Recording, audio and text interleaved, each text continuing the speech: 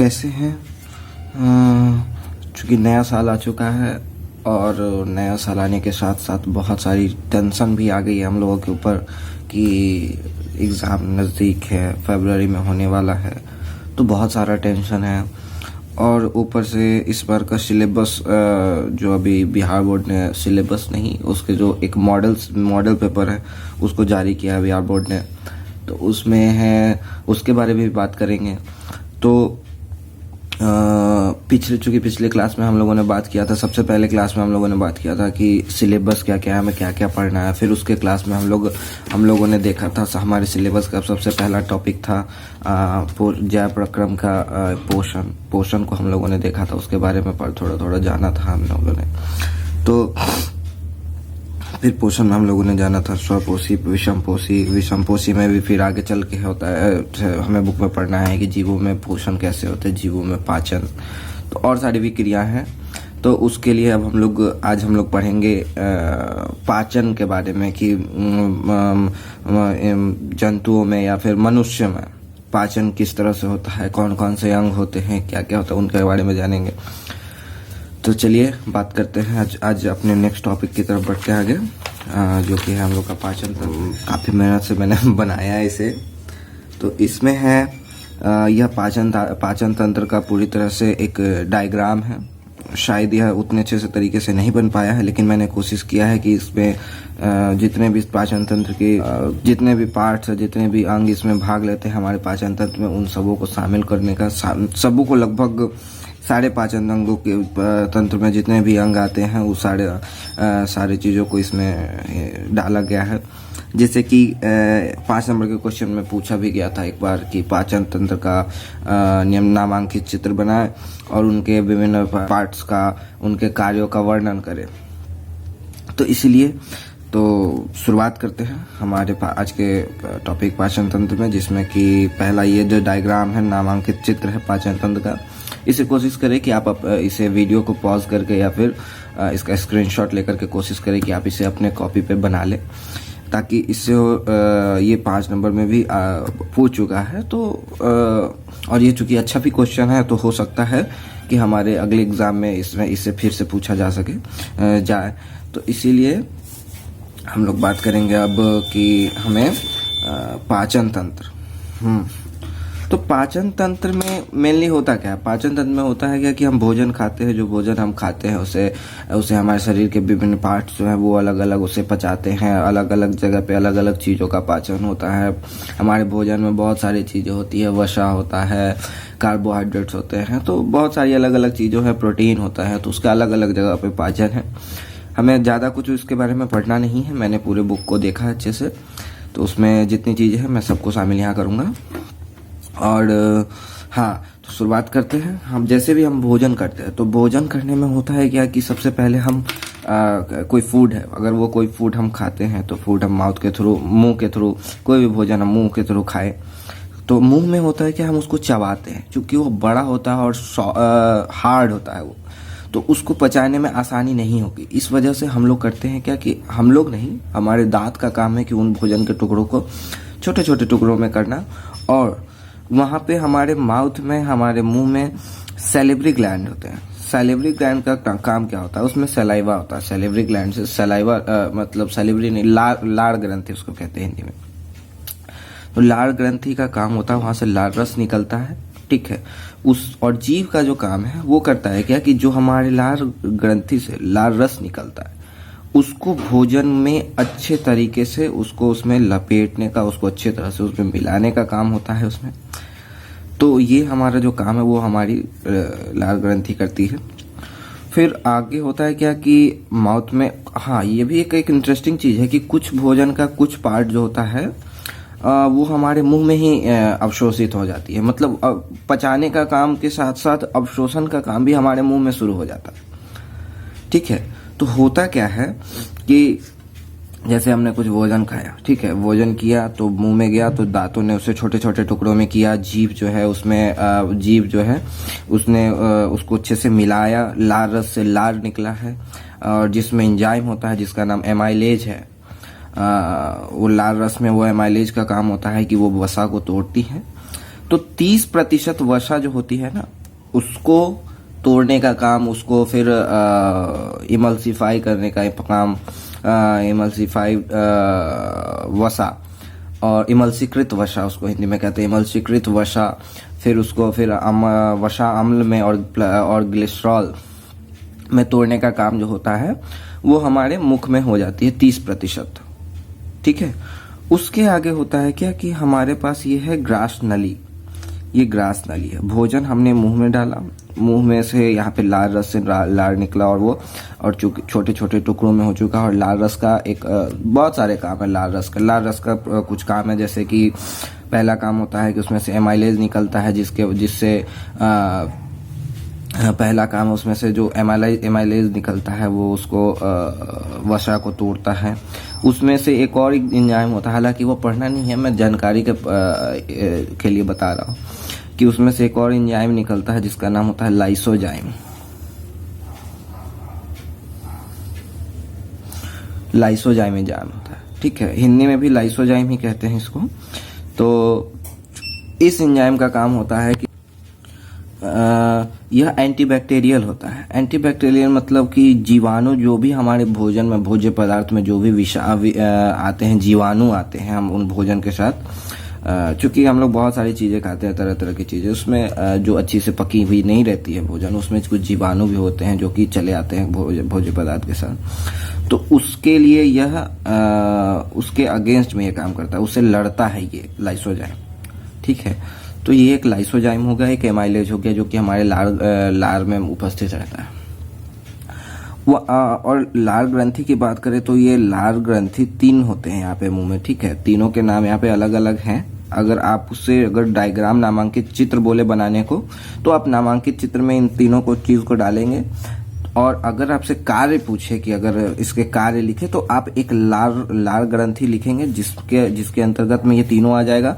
और आप एक लार ग्रंथि ये है, इससे ये एंजाइम निकलता है और इसके ये कार्य। तो ये ऐसे करके आप लिखेंगे। तीनों को अलग अलग लिखने की जरूरत नहीं है क्योंकि तीनों अलग अलग हैं, लेकिन तीनों से लार रस ही निकलता है, तो अलग अलग मेंशन करने की जरूरत नहीं। अब हम आगे बढ़ेंगे तो ये ग्रास नली है, ठीक है, जिसे एसोफेगस कहते हैं। अब भोजन यहाँ से छोटे छोटे टुकड़ों में इसमें आ जाते हैं। अब होता क्या है कि यहाँ से ये नीचे मूवमेंट तो ग्रेविटेशन की वजह से तो करते नहीं है, तो होता क्या है, हाँ ग्रेविटेशन भी है उसमें लेकिन उतना नहीं है। तो भोजन को यहाँ से यहाँ पहुंचाने के लिए इस ग्रास नली में एक गति होती है जिसको हम लोग कहते हैं क्रमाकुंचन, जिसको क्रमाकुंचन कहते हैं। उसको इंग्लिश में कहते हैं पेरिस्टालसिस मूवमेंट। ठीक है, तो जो भी अगर अंग्रेजी माध्यम के भी हैं, अगर बिहार बोर्ड से हैं, तो उनके लिए भी थोड़ा, इसलिए मैंने हिंदी इंग्लिश दोनों में लिख रखा है। और मैं कोशिश करूंगा कि जो हिंदी में बता रहा हूँ उसे इंग्लिश में भी बताऊं, वो इजी रहेगा समझने में भी और समझाने में भी। तो ग्रास नली के थ्रू क्रमाकुंचन गति होती है, जिसके वजह से वो छोटे छोटे टुकड़े जो होते हैं वो हमारे अमाशय में आ जाते हैं।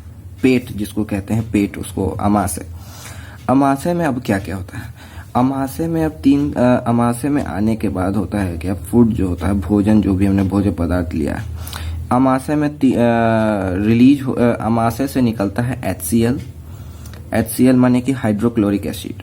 ठीक है, यह वातावरण को अम्लीय करता है। HCl का काम है कि यह वातावरण को, जो कि होता क्या है कि यहाँ पे एक और एंजाइम होता है, सॉरी एंजाइम नहीं, हाँ एक एंजाइम यहाँ पे होता है जिसका काम होता है कि प्रोटीन को, पेप्सिन उस एंजाइम का नाम है, उसका काम है प्रोटीन को पचाता है वो। ठीक है, तो होता क्या है कि जो एंजाइम होता है पेप्सिन, वो अम्लीय माध्यम में ही काम करता है।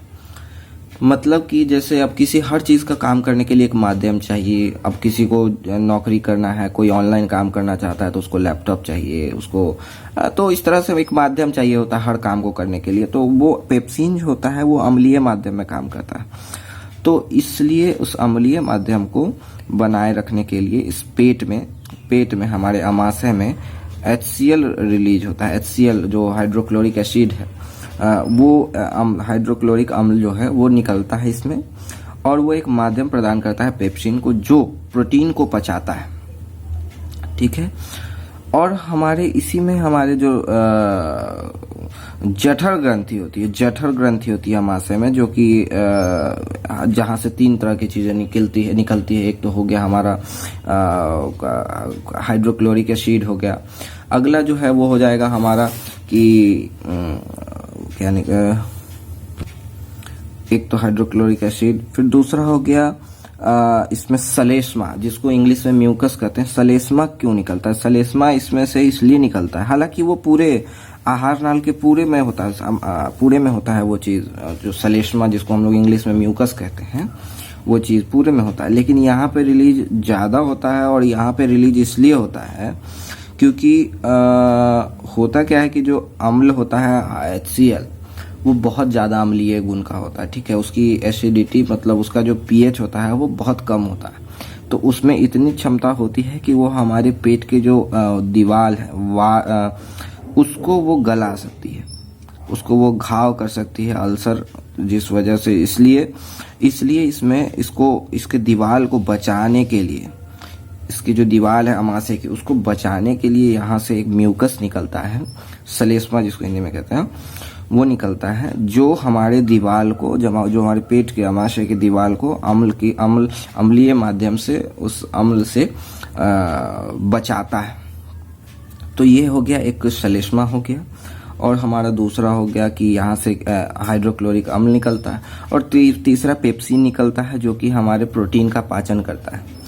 ठीक है, अगला हमारा आगे बढ़ते हैं तो हम लोग बढ़ेंगे ग्रहनी ड्यूडेनम। यहाँ पर एक स्फिंक्टर लगा होता है। स्फिंक्टर को हिंदी में कहते हैं अवरोधनी पेशी। अवरोधनी पेशी के द्वारा ये गति जो होती है वो किया जाता है कि ताकि ये इधर से इधर जाए, वापस ना आए। ठीक है ना, वापस इधर से इधर वापस ना आए, तो इसलिए यहाँ पे पेशी लगी होती है, अवरोधनी पेशी उसको कहते हैं। तो भोजन अब ड्यूडेनम से ग्रहणी से होते हुए छोटी आंत क्षुद्रांत इसको कहते हैं, उसमें आती है। ठीक है, क्षुद्रांत में भी कुछ पार्ट होता है, कुछ चीजें होती है जिसका यहाँ पे पाचन होता है, तो उसको हम आगे देख लेंगे। तो क्षुद्रांत में आती है, फिर क्षुद्रांत से छोटी आंत से होते हुए ये बड़ी आंत में जाती है। ये बड़ी आंत में गई, और इसमें भी होता क्या है कि क्षुद्रांत में अधिकतर जो हमारे पाचन का सबसे ज्यादा पाचन का जो भाग होता है वो हमारे छोटी आंत में ही होता है। ठीक है, और होता क्या है कि छोटी आंत शाकाहारियों में, जो शाकाहारी जीव होते हैं उनमें जो हमारी छोटी आंत होती है वो मांसाहारी जीवों की अपेक्षा में बड़ा होता है, क्योंकि शाकाहारी जीवों में जो पचाने के लिए ज्यादा कार्य करना पड़ता है, उनके अवशोषण के लिए बहुत सारी चीजें हैं उसमें, उसके पीछे उसकी वजह। तो इसलिए शाकाहारी जीवों में मांसाहारी जीवों की अपेक्षा में बड़ी आंत होती है, मतलब आंत की लंबाई, छोटी आंत की लंबाई शाकाहारी जीवों की अपेक्षा मांसाहारी जीवों में लंबी होती है, ज्यादा बड़ी होती है। तो छोटी आंत में अधिकतर अवशोषण होने के बाद, अधिकतर क्या लगभग सब कुछ का अवशोषण होने के बाद कुछ पार्ट बचता है, जो कि जिसका निकासी के लिए वो आगे बढ़ता है, तो वो आगे बढ़ के बड़ी आंत में जाती है। ठीक है, तो बड़ी आंत में अवशोषण सिर्फ कुछ ही एकदम नाम मात्र के लिए होता है। बड़ी आंत में अवशोषण सिर्फ जल का अवशोषण होता है। ठीक है, तो जल का अवशोषण अब होता है क्या, बड़ी आंत में गई, फिर बड़ी आंत में गई, फिर वहां से आया हमारे मलाशय में आके जो हमारा जो वेस्टेज है, वेस्टेज मतलब जो हानिकारक पदार्थ है, जिसका यूज शरीर में जो हमारे लिए व्यर्थ पदार्थ है, वो आती है हमारे मलाशय में आकर के यह जमा होती है। और फिर जब भी हम लोग होता है, जब सुबह में या फिर जब भी कोई जाता है लैट्रिन वगैरह जाता है, तो वहाँ पे हमारे एनल कैनाल द्वारा यह हम लोग बाहर निकाल देते हैं। तो ये हो जाता है, ये हमारे पूरा का पूरा एक डाइजेस्टिव पूरा का पूरा एक सिस्टम काम करता है कि मुंह से भोजन खाया, पेट में गया, पेट से गया, ऐसे ऐसे करके छोटी आंत बड़ी आंत होती है। एक चीज जो कि यहाँ वो ये छूट गया है कि यहाँ पे जो होता है ये अम्लीय माध्यम में चूंकि होता है, तो यहाँ पे म्यूकस रिलीज हुआ, तो होता क्या है कि अब यहाँ से यह अगर भोजन आगे बढ़ेगा, तो आगे बढ़ने के साथ तो ये तो अम्लीय है, तो बाकी यहाँ पे तो बचाव के लिए है, लेकिन यहाँ से यहाँ फिर ये अगर छोटी आंत में जाएगा, इतना अम्लीय है, अगर इतना ज़्यादा अम्लीयता है उसमें उसका, तो वो तो फिर इसमें घाव कर देगा, इसको गला देगा। तो इस वजह से होता क्या है, यहाँ पे पित्ताशय जो है, पित्ताशय, इसमें से जो रिलीज होता है पित्ताशय से पित्त रस जो है इस अम्लीय को क्षारीय में बदल देता है, क्षारीयता में। यह एक क्षारीय गुण का होता है। तो अम्ल यहाँ से आया, ये क्षार मिल गया इसमें, ठीक है, तो इसके गुण को क्षारीय कर देता है। तो ये एक काम हो गया पित्ताशय का, ठीक है, पित्ताशय। और फिर आगे चल के फिर हमारे अग्न्याशय से पेनक्रियाज जिसको कहते हैं, वहाँ से अग्न्याशयिक रस, पैनक्रिएटिक जूस यहाँ से निकलता है। तो इस सब सारे चीज़ को अलग अलग फिर पढ़ेंगे कैसे कैसे क्या होता है।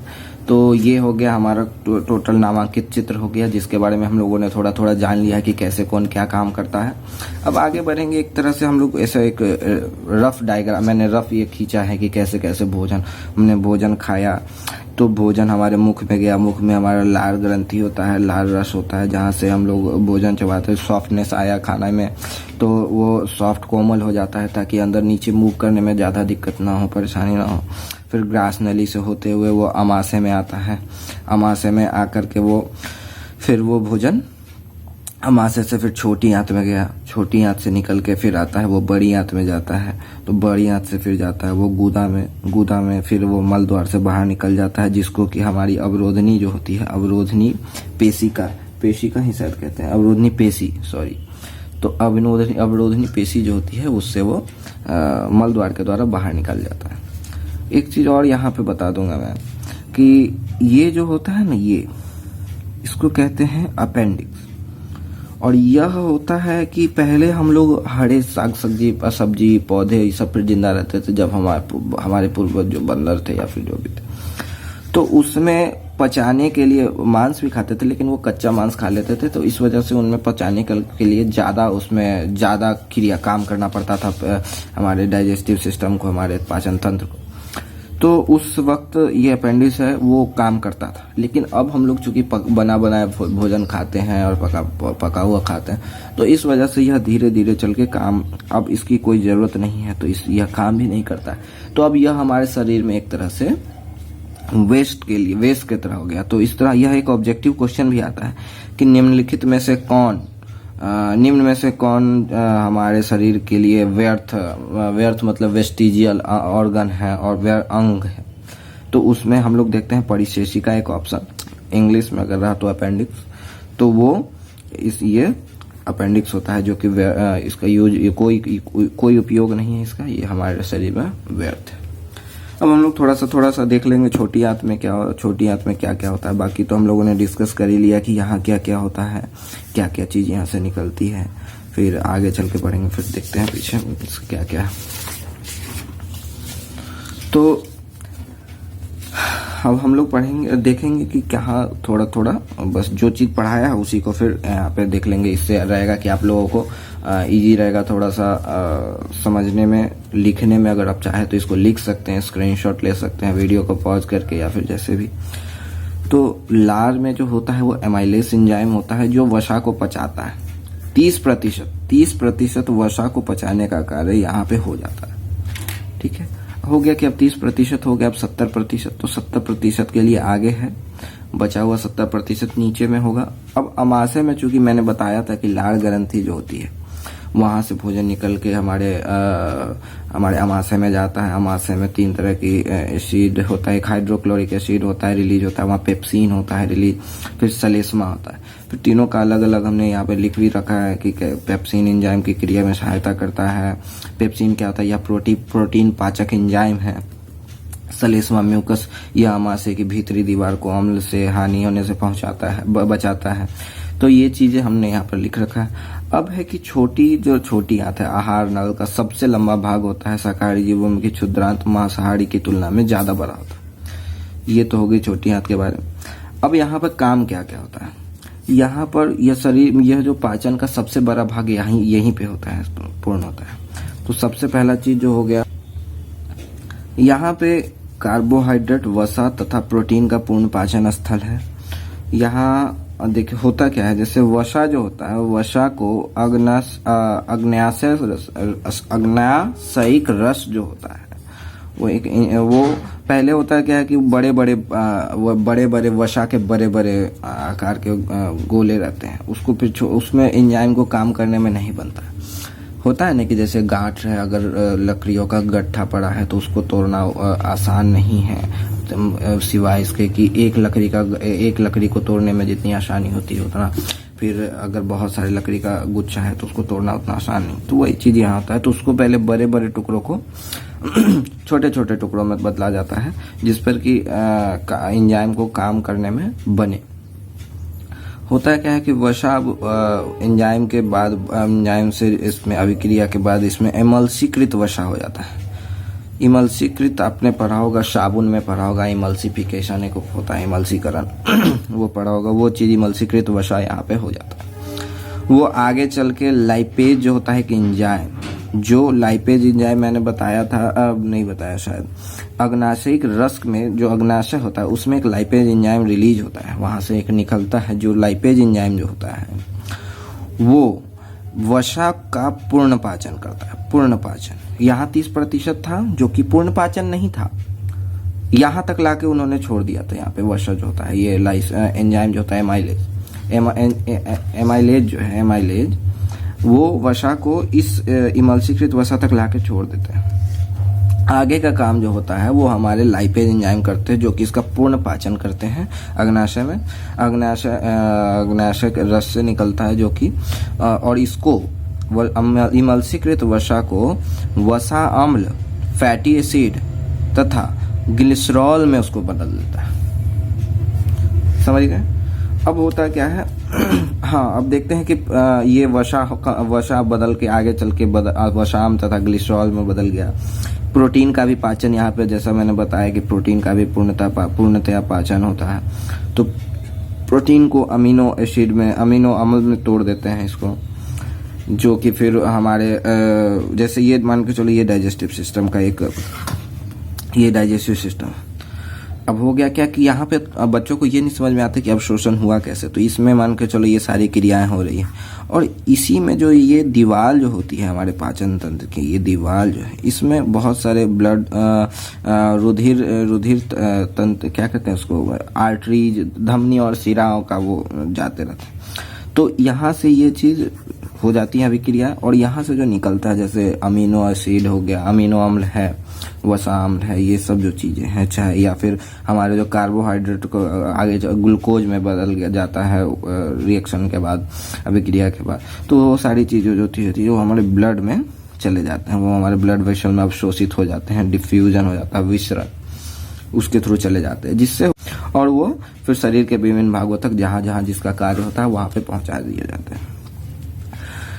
अब होता है क्या है कि क्षुद्रांत में जो होता है कि आंतरिक स्तर पे बहुत सारी उंगली नुमा प्रवर्ध होते हैं। उंगली नुमा जैसे ये उंगली है या फिर ये उंगली, सब जो है उंगली उसके आकार की बहुत सारी प्रवर्ध होते हैं, उसको प्रवर्ध कहते हैं, जिन्हें हम दीर्घ रोम कहते हैं।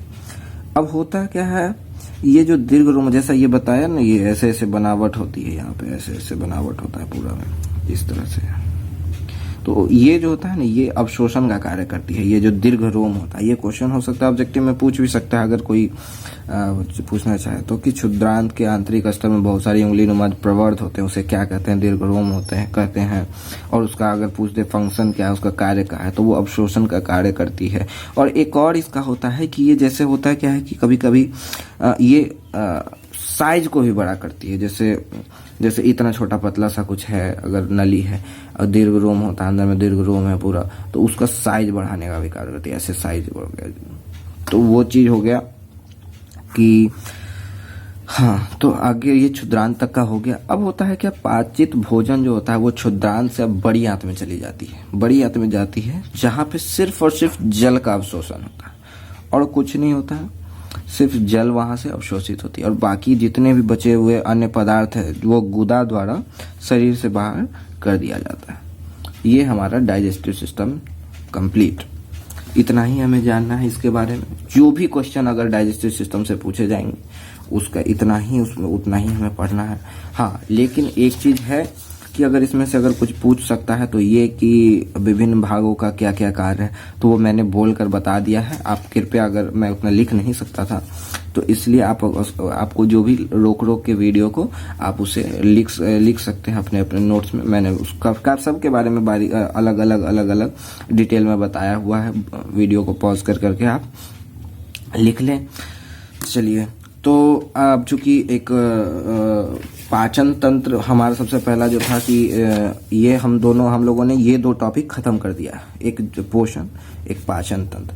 अब हमारा अगला टॉपिक रहेगा श्वसन तंत्र। तो बच्चों, आप लोगों से रिक्वेस्ट है, जो भी वीडियो को देख रहे हैं वो कृपया पहले एक बार इसको, जैसे जो भी मैं अगला टॉपिक बताने वाला होऊंगा मैं बता दूंगा पहले से कि मैं ये बताने जा रहा हूँ, वो बताने जा रहा हूँ, ठीक है, तो मैं बता दूंगा।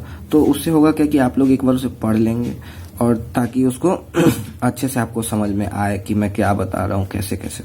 तो मैंने आज पाचन तंत्र खत्म कर दिया है, पोषण भी खत्म हो गया, और अगला हमारा जो टॉपिक रहेगा वो श्वसन तंत्र रहेगा, ठीक है।